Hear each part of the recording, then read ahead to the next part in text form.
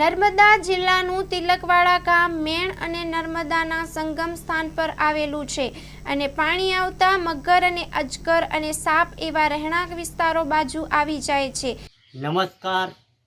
આપણે જોઈ રહ્યા છે કે જ્યારે નર્મદા જિલ્લાનું તિલકવાડા ગામ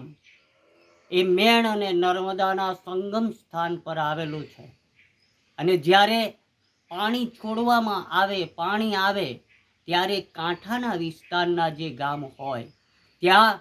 મગર હોય, અજગર હોય અથવા તો સાપ હોય એ વધારે પડતા જોવા મળતા હોય છે। અને એમાં જ કાલે એક મોટા અજગર જે 2 વ્યક્તિઓને પણ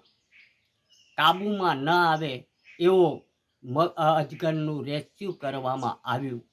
અને તેમાં રહેણાંક વિસ્તારમાં આ પ્રમાણે અજગર અને આવા